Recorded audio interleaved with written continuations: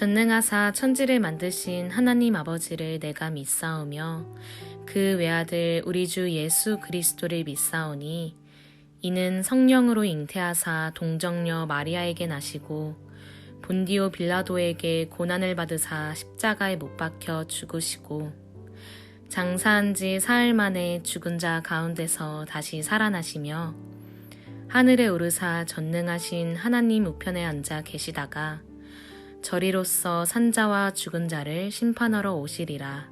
성령을 믿사오며 거룩한 공회와 성도가 서로 교통하는 것과 죄를 사하여 주시는 것과 몸이 다시 사는 것과 영원히 사는 것을 믿사옵나이다.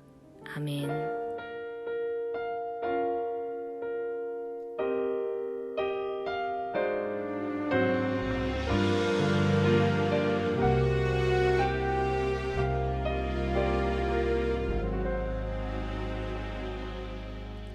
내가 누려왔던 모든 것들이 내가 지나왔던 모든 시간이 내가 걸어왔던 모든 순간이 당연한 것 아니라 은혜였소. 아침 해가 뜨고 저녁에 노을 봄의 꽃향기와 가을의 열매 변하는 계절의 모든 순간이 당연한 것 아니라 은혜였소.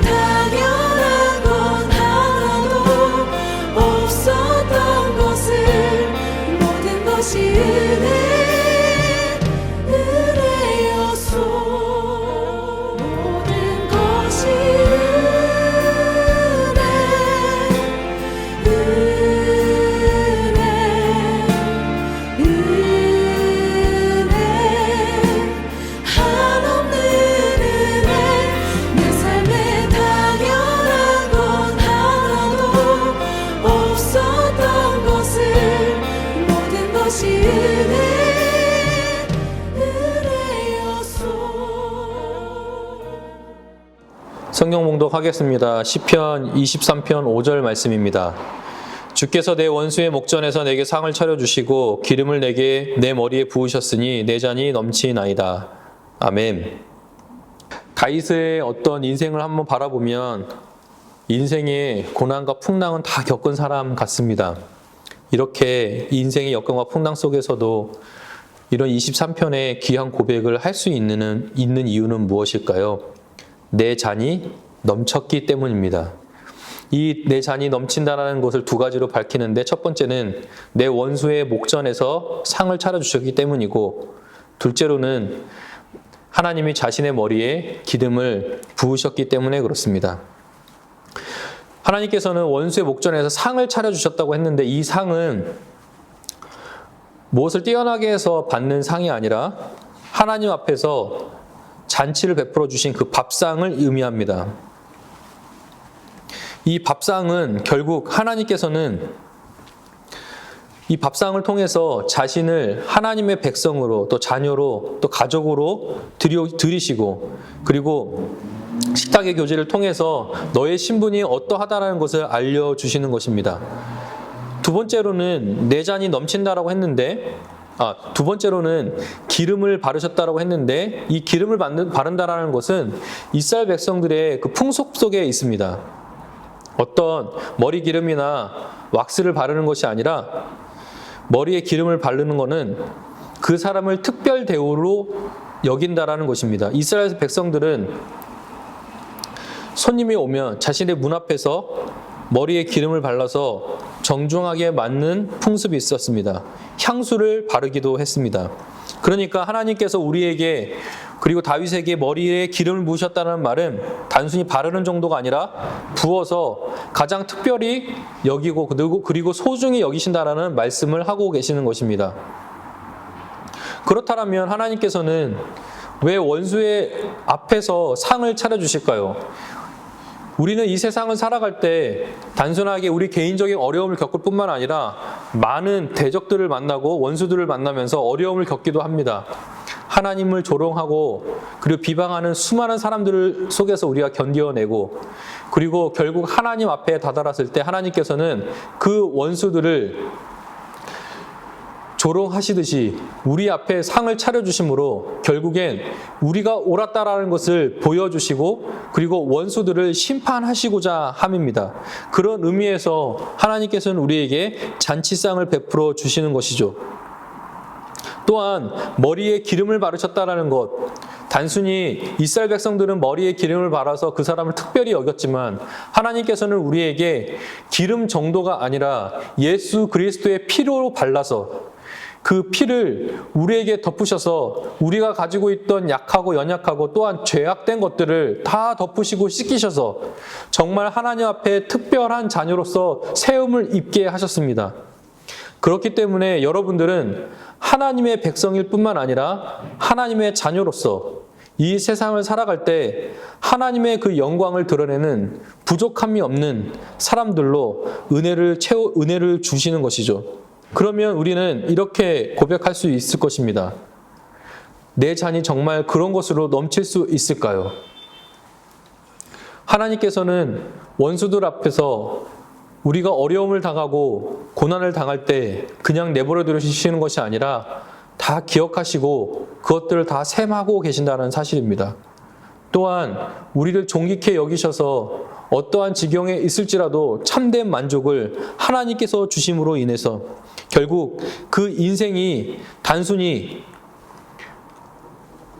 어려운 것을 이기고 그리고 그것을 이겨내고 역경 속에서 건짐을 받아서 그 정도로 끝나는 것이 아니라 그런 역경과 어려움들을 허락한 많은 이들에게 하나님께서 정당하심과 오르심을 바라고 또한 여러분들을 그들 앞에서 가장 존귀한 자로 세우셔서 하나님께서 얼마나 여러분들을 아끼시는지를 보여주시는 것이죠.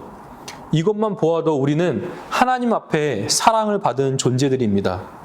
여러분들을 예수 그리스도의 피로 사셔서 특별하고 하나님의 자녀가 되게 하셨으니 여러분들은 하나님을 아버지라 여기고 아버지께 구하는 모든 것을 받을 수 있고 하나님께서 예비하신 그 선물을 하늘로부터 공급받을 수 있는 자녀라는 사실을 잊으면 안 됩니다. 우리의 육신의 자녀들도 마찬가지입니다. 하나님께 구하면 다 받습니다. 하나님의 자녀가 되어야 합니다. 여러분의 자녀들은 하나님의 백성이고 자녀입니까? 하나님께서 부어주시는 그 피의 공로를 힘입습니까? 결국 우리가 하나님의 자녀가 되어야 하지만 하나님께서는 우리의 기도를 들으실 것이고 또한 하나님의 자녀이어야 하지만 우리는 모든 죄악과 어려움 속에서도 건짐을 받을 것입니다.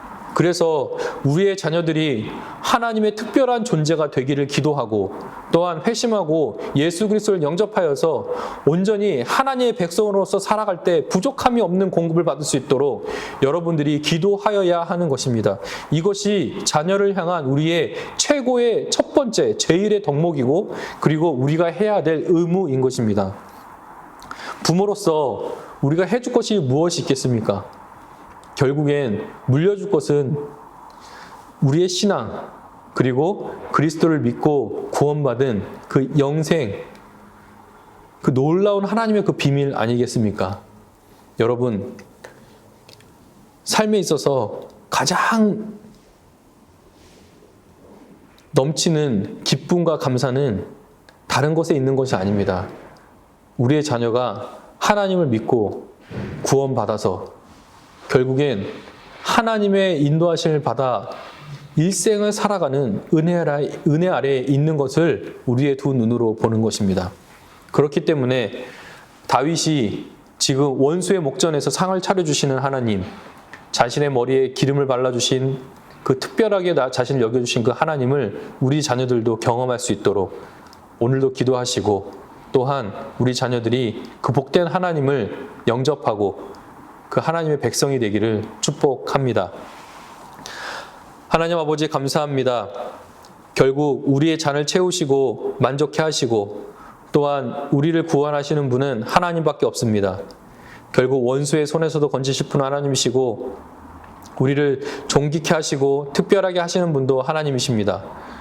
하나님을 알고 섬길 수 있도록 은혜를 베풀어 주시고, 우리 자녀들이 예수를 믿고 구원받아서 하나님의 특별한 사랑을 받을 뿐만 아니라 그들이 기도할 때 응답받는 하나님 나라의 백성들이 다 될 수 있도록 도와주시옵소서.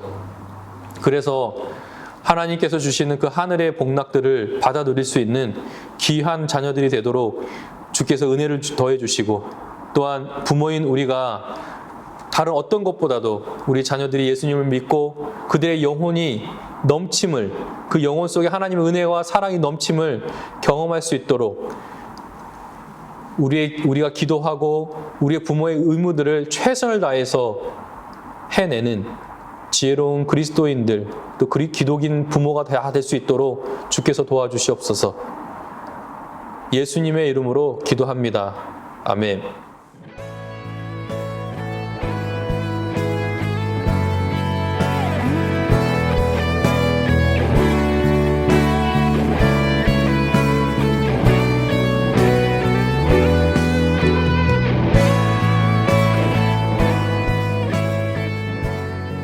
화요일 첫 번째 기도 제목입니다.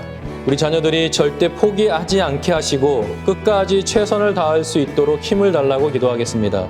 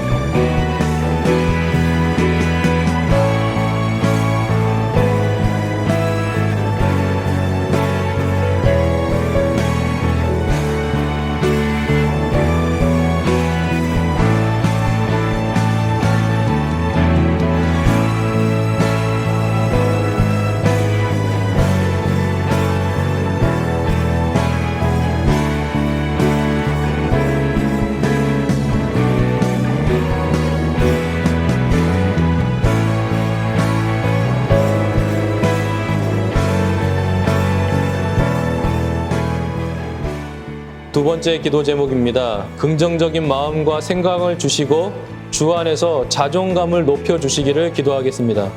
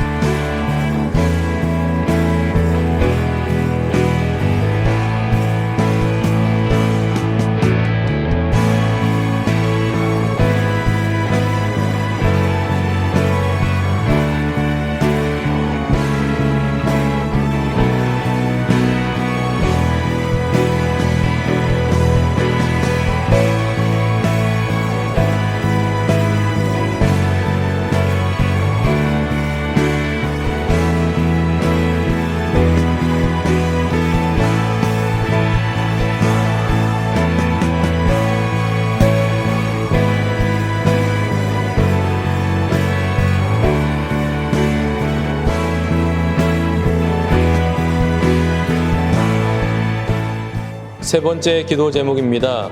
매일 감사와 평안과 위로를 주셔서 낙심하거나 좌절하지 않도록 지켜달라고 기도하겠습니다.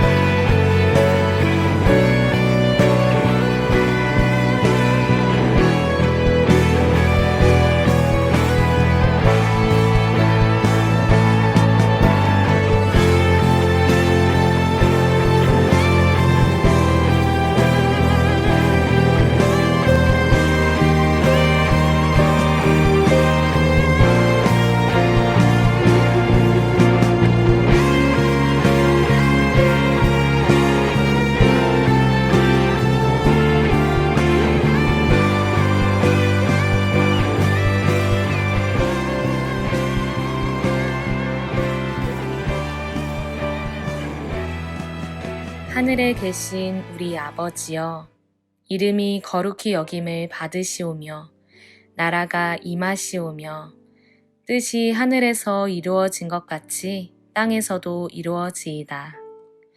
오늘 우리에게 일용할 양식을 주시옵고 우리가 우리에게 죄 지은 자를 사하여 준 것 같이 우리 죄를 사하여 주시옵고 우리를 시험에 들게 하지 마시옵고 다만 악에서 구하시옵소서.